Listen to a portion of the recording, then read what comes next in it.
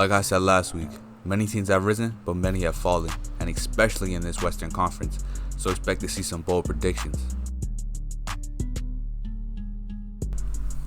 In the 15th spot, we have the Oklahoma City Thunder.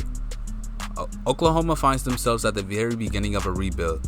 It seems like only yesterday all signs pointed towards a OKC Thunder becoming a dynasty as they acquired Kevin Durant, Russell Westbrook, Serge Ibaka, and James Harden in different drafts, 3 of whom are now all league MVPs, and the other just came off a championship run where he was an essential part of the team. What went wrong? It all started when Harden was traded in free agency because the organization wanted to save a few $1 million. Still, they were a title contender until Durant decided to turn his back on the franchise, leaving Westbrook to put on his cape and embark on a 3-year historical run where he averaged a triple-double for 3 straight seasons. Last season, he was paired with Paul George, another superstar that recently finished 3rd in MVP votings. This team underachieved and was eliminated by the Trail Blazers in the first round, and that was the Thunder as we knew them. Paul George left for a greener pitcher on the Clippers with his new BFF, Mr. Claw, and Westbrook requested a trade, joining forces with his good old buddy, James Harden. It's not all bad. OKC got a highly touted prospect in Shai and brought in CP3 to mentor him, although it is speculated that he will be moved in the future. They also received 1,000 first-round picks for all their pain and misery. Hopefully they can get lucky with some lottery balls, because I don't see this team recovering anytime soon in a loaded Western Conference. At 14, we have the Phoenix Suns. This is one of the worst organizations in the NBA and seem to be stuck in a rebuild.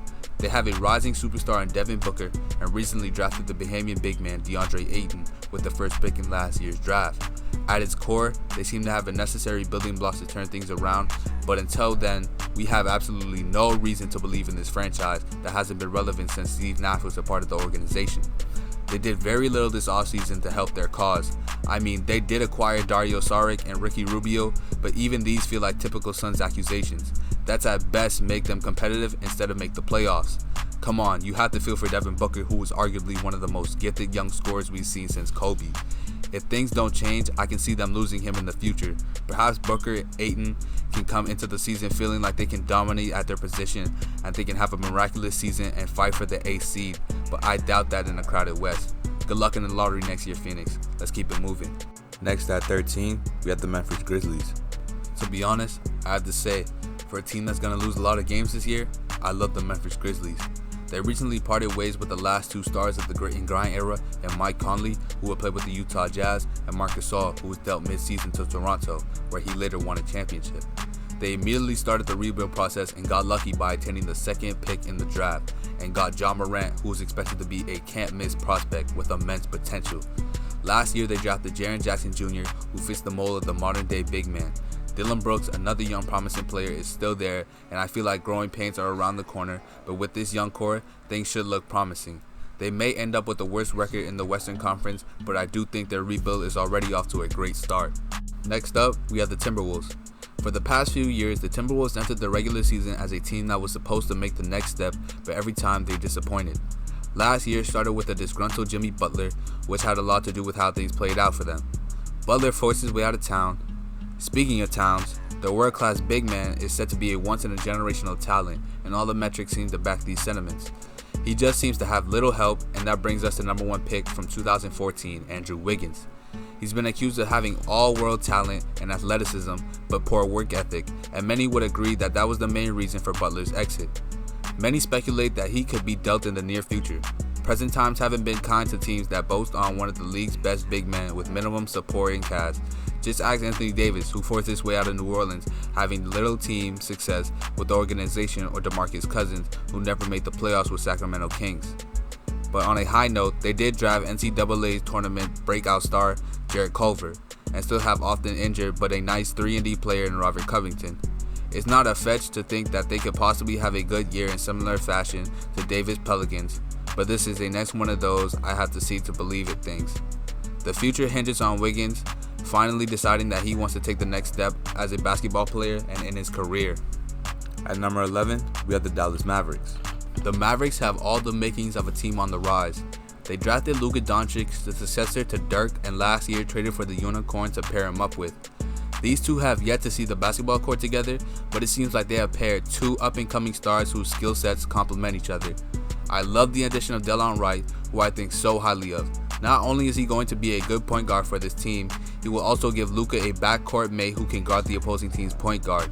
They had a very disappointing offseason, but other than that, the potential of this team rests on the faith of Porzingis' health. I don't expect them to make playoffs this year in a crowded West, but things are trending upwards, and they can be a major player in free agency if they let Tim Hardaway walk this free agency. At 10, we have the Kings. This is one of my favorite teams to watch in the NBA. A team built on speed, Sacramento finds themselves coming off a season in which they play good basketball. De'Aaron Fox continues to make his case as to why he should have been the first point guard taken in the draft that included the likes of Markelle Fultz and Lonzo Ball. He is paired with one of the best shooters in the league, his backcourt running mate Buddy Hield, who has made more three-pointers than anybody in the history of the NBA their first 3 seasons. They will grow to become one of the most lethal backcourts in the NBA once they continue to improve. Marvin Bagley, their number 2 draft pick from last year, flashed all-star potential last year as a rookie and expected to keep getting better. They also have a nice piece in Harry Giles and Bojan Bogdanovic, and a veteran presence in Dwayne Dedmon and Trevor Ariza. They should continue to get better and build upon their previous season. It's teams like this that makes you wish the NBA would get rid of conference seedings, but again, they will fall victim to most of the powerhouses residing in the Western Conference. At 9, we have the New Orleans Pelicans. Now, I am almost tempted to predict that the New Orleans Pelicans will make a playoff run despite losing Anthony Davis this offseason. The Lakers basically sent their whole young prospect to the Pelicans in exchange for one Anthony Davis. They sent Lonzo Ball, Brandon Ingram, and Josh Hart, but both clubs benefited from this trade. Ball will pair with Drew Holiday to instantly create the dynamic of one of the best defensive backcourts in the NBA. Drew Holiday should continue to average all-star numbers, and now a healthy Brandon Ingram can continue to build upon a strong showing from the second half of last season. The Pelicans will play the fastest pace of any team in the NBA due to all the athleticism. The team acquired Nickeil Alexander-Walker and Skywalker Jackson Hayes, and don't overlook the addition of the sniper extraordinaire JJ Redick. This team will be great in Gentry's offense. Speaking of athleticism, Pelicans came away the winner of the Zion sweepstakes. Williamson has been one of the most hyped to enter the draft since LeBron James, a total freak of an athlete. He and Lonzo should form the next version of Lob City for years to come. At 8 are the San Antonio Spurs. This has never been a sexy pick, but I dare you to find a better organization currently in the NBA. The Spurs have arguably the best coach of all time who continues to run the perfect basketball system. They have been great at locating players to fit this system through drafting, trading, and free agency. They have a handful of high upside young players in DeJounte Murray, the athletic Lonnie Walker, and Derek White, who played very promising for them last year, especially in the playoffs. They blend that with all-star DeMar DeRozan and LaMarcus Aldridge. You have a recipe for a team that's definitely a playoff contender. Although I ultimately think they lack the firepower to take them over the top. I'm sorry, you're just not going to win a championship with LA and DeMar as your driving forces. Luckily for the Spurs, I don't see them falling off anytime soon with room to grow from within from one of the youngest players that I have mentioned.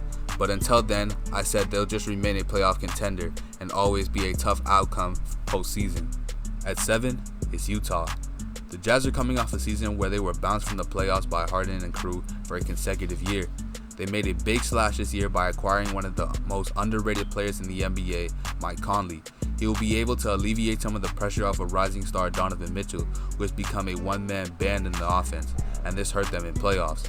Utah has the reigning defensive players still patrolling the paint and swatting away shots, making it difficult for the opposing teams. I also love the addition of Bojan Bogdanovic, who has proven to be a lethal shooter in the NBA. Joe Ingles will still be a nice 3-and-D player, and there is every reason to think that the Jazz are going to compete with any other team. Many can argue that the 7th spot is too low for the Jazz, but in a conference where most teams will only be separated by a game or two in the standings, this is by no means an indictment of the team. I just think the regular season favors more offensive teams, and it's ironic that they signed a player like Conley because I think they will take on an identity of the grit and grind Grizzlies with some more shooting. They will indeed be a dangerous team come playoff time. Because of this, and dependent on seeding and matchup, they can definitely make some noise and a deep playoff run. In the 6th spot is Golden State. I am a huge believer in Golden State, and even without KD and Klay Thompson missing more than half the season, I still see them as a team that will be tough to beat. The last time we saw an unleashed Stephen Curry, he won back-to-back MVPs, winning one as the first unanimous. He also led a team to the best record in NBA history. Durant was despised for joining that same team. The Warriors didn't just lose Durant, they were able to do a sign and trade for D'Angelo Russell, who had a breakout season and was an all-star last year for the Brooklyn Nets. They also signed Willie Cauley-Stein, a nice big with potential. Draymond Green is out to prove to the world that they were great with KD, but they can sustain without him. I expect them to be competitive despite Thompson's early season absence, while Curry puts up video game-like numbers. Draymond will become more involved in the offense like he was with third splash brother D'Angelo Russell, doing his thing despite speculations that he might get traded. This team could be the most slept-on team in the NBA this year, but don't be surprised if you look one day and the Warriors are still stuck in their winning ways.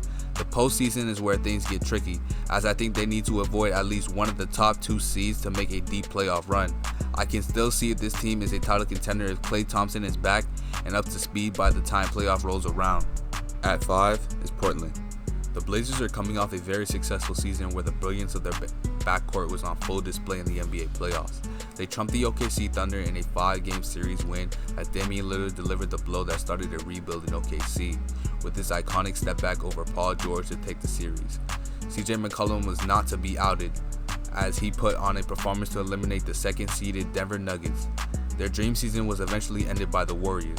The Trailblazers went out into the offseason and acquired a long disgruntled Hassan Whiteside in a trade involving Myers Leonard and Mo Harkless. They drafted Nasir Little, who should add to their nice defensive front court, and they are expected to have their talented big Yusuf Nurkic back in the fold after being injured to finish up his campaign last year. I think that the addition of Kent Bazemore will come to be a nice one, and I expect to see more of Zach Collins as they get rid of Aminu, Harkless, and Evans to create space for players with more upside. Continuity and team chemistry will allow them to get off to a good start to the season and earn a top 5 seed in the Western Conference, as they themselves may possess some more playoff magic. In 4th, we have the Houston Rockets. The Houston Rockets could make the case that if not for the powerhouse in Golden State, that they would have at least won one NBA championship. They were universally known as the only threat to Golden State and their dynasty for the last 2 years. Depends on who you ask. They say the Rockets made their team better or more confusing. I'm the one that says they made their team better. Although there should be right to question how the 2 former MVPs, James Harden and Russell Westbrook, will coexist. You can't disagree that this is a good problem to have. James Harden is arguably the most creative and unstoppable offensive force in the NBA. Today, as evidenced by the 36 points per game he averaged last year. The things he was doing in the regular season were downright absurd. You add that with arguably the most athletic, imposing point guard in the NBA history, you have a dynamic duo that can rival any duo in the NBA. Personally, I think Coach D'Antoni will get the best out of Westbrook because this is the first time in his career he will be surrounded with a bunch of 3-point shooters in Eric Gordon, Daniel House, and Gerald Green. The rim-running center Clint Capella is still with the team and was not traded. This will be a team relying on his pace and spacing. I see them thriving. The Houston Rockets are no doubt a title contender and can be a team that gets the best record in the NBA. For now, it's fun thinking about them in the 4th spot, going up against Damian Lillard and the Portland Trailblazers because Harden and Westbrook both know what it's like to have their seasons end abruptly by a shot from Dame. At number 3, we got the Los Angeles Lakers. I really love this team. They're my pick to win the NBA championship if they can stay healthy. It was a little over a year ago when LeBron decided to sign with the Lakers when he joined a young nucleus of players that possess immense potential but lacked experience. I've heard many negative things about the Lakers by my surprise. I've even heard the argument that LeBron is old and washed and that the whole Lakers team is aging and waiting to be crumbled. I strongly disagree. Before LeBron suffered a groin injury last year, he and the young Lakers looked destined to make a playoff run, even with the oddly built roster, and with the Warriors being banged up, who's to say they couldn't make a deep playoff run? JaVale McGee certainly thinks so, and I think he's onto something. The Lakers had an offseason that was filled with excitement and they were awarded with the 4th pick in the draft, which helped them trade for forward Anthony Davis, who in my opinion will make a case for why he is the game's best player this very year. The Lakers quickly shifted their attention towards Kawhi Leonard, hoping to create the next NBA juggernaut, but Leonard had other plans by signing with the neighbors. The Lakers quickly salvaged what was left of free agency and signed combo guard Avery Bradley, sniper Quinn Cook, and one of the best 3-and-D players in the NBA, Danny Green, who will play a vital role in this team's success. Then they re-signed JaVale McGee, Rajon Rondo, Alex Caruso, Kentavious Caldwell-Pope. They signed DeMarcus Cousins, who was later lost to injury this offseason. The most important thing not to mention so far is that when they sent a haul to the Pelicans for Anthony Davis, they managed to retain Kyle Kuzma, a promising young player that has the potential to be a third star. Davis and LeBron are potent as a duo, as you will see this year, and they will terrorize teams with the pick and rolls, and LeBron's IQ will be on full display, as he will take on more of a playmaking role while Davis shoulders more of the scoring load. There'll be a matchup nightmare for teams, and I think that will be on full display come playoff time. The third place ranking is suitable for now because LeBron and Davis will be dialed back a bit to make sure they're fresh for playoffs, and this year we get to see a fresh, motivated LeBron. Good luck with that. At number 2, we have the Nuggets. The Nuggets season ended in disappointing fashion as they lost to Damian Lillard's Portland Trail Blazers in Game 7 of the semifinals after finishing with the second best record in the conference. I don't expect much change as they will put together a strong season, and I expect bounce back years from Will Barton and Gary Harris, who are both played with an injury-riddled season. The Nuggets still have Paul Millsap and will most likely see firsthand and what they have in once 5-star recruit Michael Porter. Things got even better when they pulled the heist of the draft by selecting Bobo in the second round after he slipped due to injury concerns. However, when it's all said and done, it will come back down to their two best players, Nikola Jokic and Jamal Murray, and their individual improvements. Jokic is already regarded as one of the best and is arguably the best passing big man we've ever seen. Jamal Murray continues to grow and show promise. If he can become a more consistent player, the sky's the limit for this team. I expect them to put together an incredible season on the back of Jokic, as he will once again be in MVP discussions. They really didn't have to make any moves in the free agency, so the improvements are to come from working if they want to reach another level, which you can't rule out. At the 1 spot, we have the Los Angeles Clippers. The Clippers are the most complete team in the NBA from top to bottom, and they are constructed for success now and in the future. Kawhi Leonard won his second title by leading the Toronto Raptors to the finals, where he defeated the banged-up Warriors team. After that, he decided he'd take his time in free agency before deciding his destination. In the end, he got his buddy Paul George to join him as he was granted a trade from Oklahoma City. On paper, the defense is going to be the best in the league by far, with two of the best two-way players in the NBA. Now Patrick Beverley will continue to terrorize point guards. Montrezl Harrell and Lou Williams will continue to lead what will be the best second unit in the NBA. And they still have Landry Shamet, a sneaky good player and dead-eye shooter they acquired from the Philadelphia 76ers for Tobias Harris.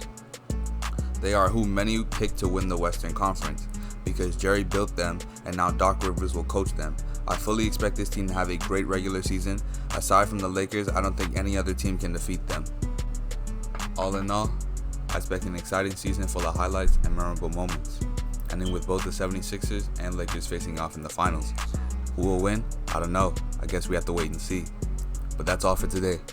I'll see you guys in the next one. Peace.